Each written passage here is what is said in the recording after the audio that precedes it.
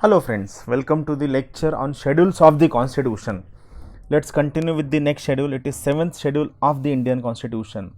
7th schedule basically talks about the division of powers between union and state government. So in 7th schedule basically three important lists are given. One is union list, second is state list, and third one is concurrent list. These lists cover the subject on which central government and state governments have legislative powers, which means power to make laws. Now we are going to study these lists in detail during a chapter on center-state relation. Here I just wants to give you definition of these three lists. First, it is union list.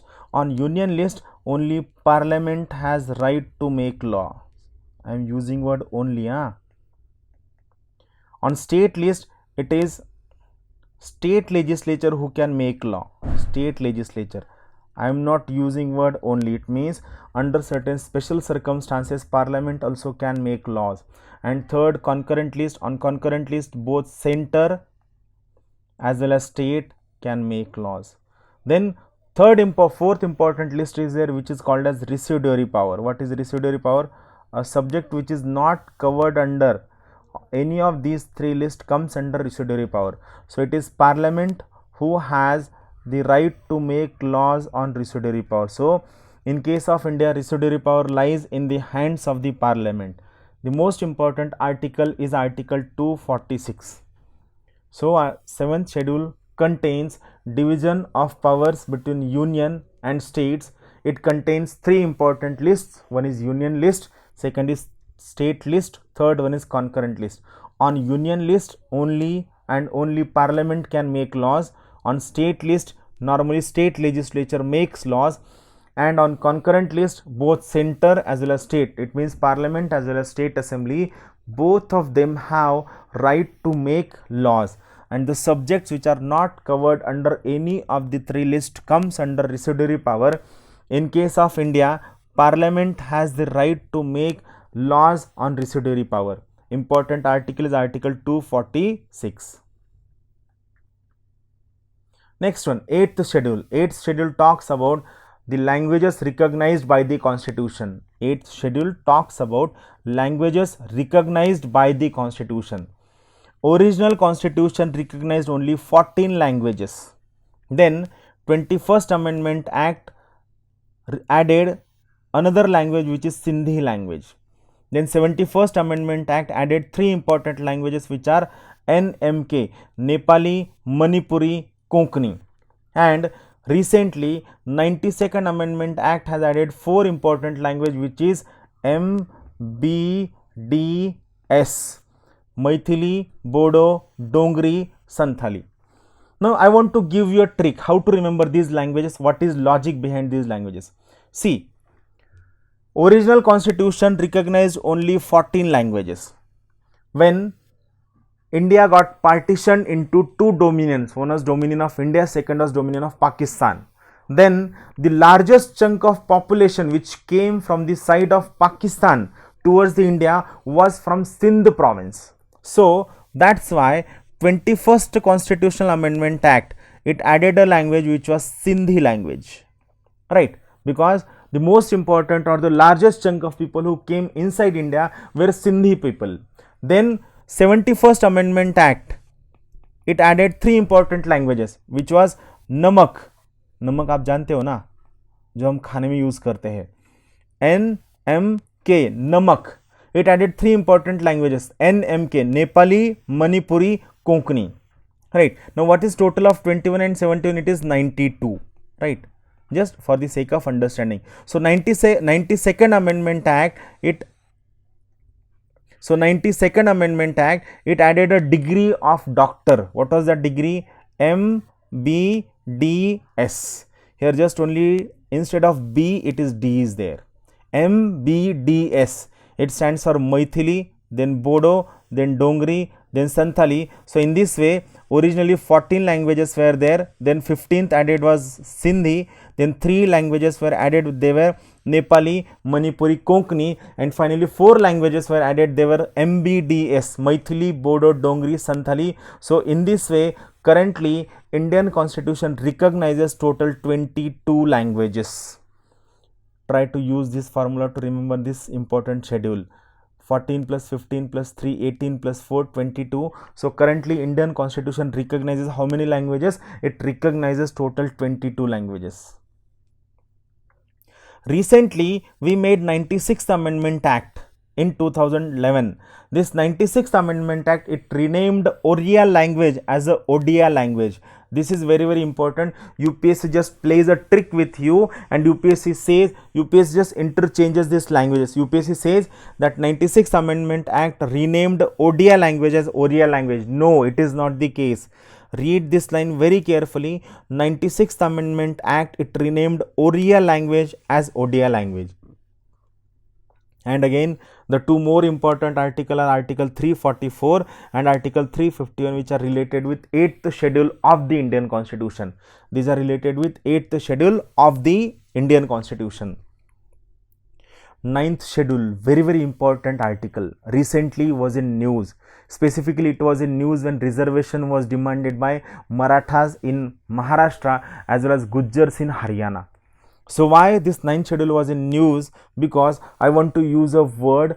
9th schedule gives blanket immunity. It means complete immunity to a law, to a regulation, to an ordinance from judicial scrutiny, whether it is a law or resolution made by parliament or state assembly. It gives complete immunity from any kind of judicial scrutiny. So it is a 9th schedule. We will try to understand this 9th schedule in detail. Also, we are going to study this 9th schedule during the topic on basic structure of the Indian Constitution. 9th schedule comes under Article 31 capital B of the Indian Constitution. 9th schedule is added by First Amendment Act 1951. Very, very important. I repeat once again. 9th schedule is added by First Constitutional Amendment Act 1951. Now what it says? 9th schedule contains various acts and regulations of state legislature which are dealing with land reforms and abolition of zamindari system, and the parliament dealing with other matters. And these matters have protection from judicial review. These matters have protection from judicial scrutiny. Originally, only 13 regulations and acts were added. Presently, we have more than 282 plus regulations, laws and acts put in 9th schedule. It protects the laws included in it from judicial review. It provides blanket immunity. But recent judgment of the Supreme Court in 2007, it said, Supreme Court ruled that the laws included in this schedule, that is 9th schedule, after 24th April 1973, the landmark judgment date, which was Keshwananda Bharti case, are now open to judicial review. It means the act and regulation which are put in 9th schedule before 24th of April 1973 are not open for judicial review, but the acts and regulation which are put in 9th schedule after 24th of April 1973 are open for judicial review, are open for judicial scrutiny. Very, very important. So it was 9th schedule. Important article is Article 31 capital B. Then comes 10th schedule. It is related with Anti-Defection Act. See, this 10th schedule is added by 52nd Amendment Act 1985. Very, very important. Now, this 10th schedule contains the provisions relating to disqualification of members of parliament and state legislature based on the defection, that is moving from one political party on whose ticket they got elected to another political party, which is called as defection. Now what 56th Amendment Act had said? It said if less than 1/3 members of a political party, if less than 1/3 members of a political party joins any other political party, they shall be disqualified under Anti-Defection Act of 1985. It means to get disqualified, at least 1/3 or more than equal to 1/3 members from one political party should join other political party. If less than one-third members of a political party joins any other political party, they shall be disqualified under Anti-Defection Act. The important articles related with Anti-Defection Act are Article 102 related to the Parliament and Article 191 related to the state legislature. Then we made changes in this act by 91st Amendment Act of 2003. Why the changes were made, we are going to study during a chapter on the Parliament.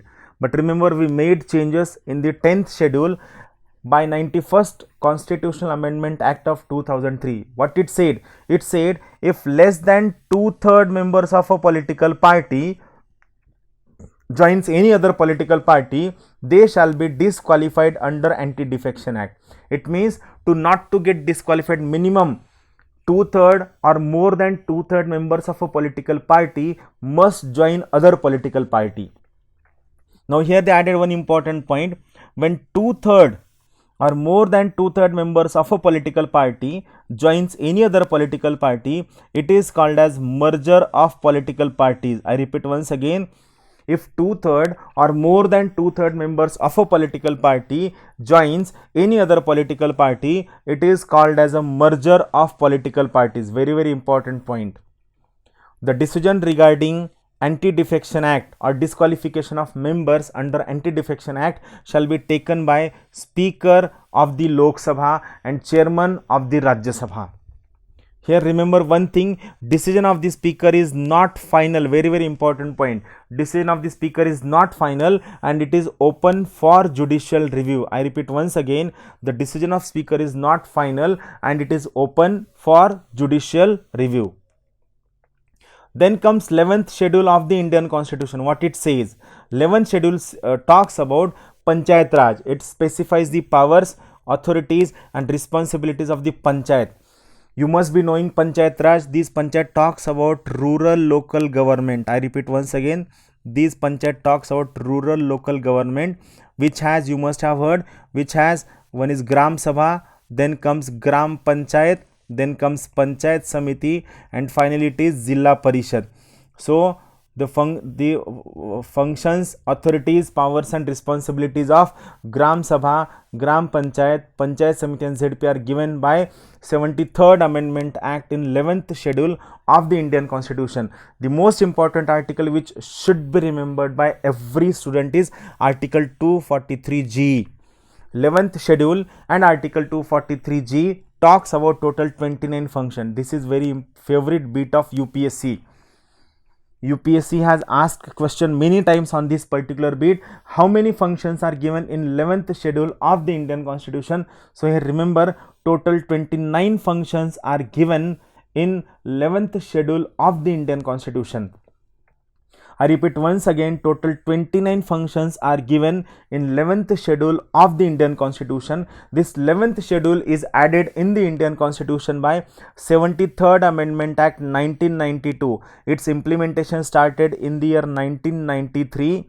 Many a time this confusion is there whether this act belonged to 92 or 93. So I want to make it very clear, 73rd Amendment Act belongs to the year 1992 and not the year 1993. Remember this thing, very important. Then comes 12th schedule. It talks about urban local government. I repeat once again, 12th schedule talks about urban local government. Like municipalities, municipal corporations, municipal council, municipal panchayat, nagar panchayat, all the things are covered under the 74th Amendment Act. It specifies powers, authorities and responsibilities of municipalities, that is urban local government is covered under 74th Amendment Act. The most important article is Article 243W. In case of 73rd Amendment Act, important article was 243G. In case of 74th Amendment Act, important article is 243W. 12th schedule talks about 18 urban functions. Like 11th schedule talked about how many functions? 29 functions. Same, 12th schedule talks about how many functions? It talks about total 18 functions. This particular schedule is added in the Indian Constitution by 74th Constitutional Amendment Act of 1992. Remember this thing. 73rd Amendment Act, Rural Local Government. 74th Amendment Act, Urban Local Government. These two are very, very important constitutional amendment which heralded the beginning of new social revolution in the Indian Constitution. Just it is a quick revision. First schedule, it talks about names. Second schedule, it talks about emolument. Third schedule, it talks about oath. Here I gave you that particular idea. They demand money first and then they take oath. That's why second schedule talks about emolument. Third schedule talk about oath. Fourth schedule, it talks about representation of states in Rajya Sabha. I told you the definition of Rajya Sabha. Rajya Sabha is representative institution of various state governments. Fifth schedule, we write 5 like S. So fifth schedule talks about administration and control of scheduled area and scheduled tribe. Sixth schedule, it talks about tribal, it talks about administration of tribal area in 4 states which are ATM square: Assam, Tripura, Meghalaya and Mizoram. This ATM does not cover which state? It does not cover Manipur. Why? Because all other states are from northeastern India. So this ATM square does not cover Manipur. 7th schedule, it talks about division of power, which has 3 important lists. One is union list, second is state list, third one is concurrent list. And residuary power in case of India lies in the hands of parliament. 8th schedule, it talks about languages.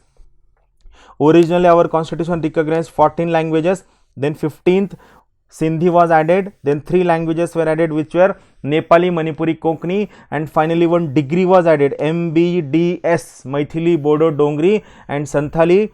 So currently Indian constitution recognizes total 22 languages. 9th schedule, it talks about article 31 capital B. 10th schedule, it talks about Anti-Defection Act of 1985. 11th schedule, Panchayat Raj, it has total 29 functions and important article is 243 capital G. 12th schedule, it talks about total 18 functions. It has important article 243 W.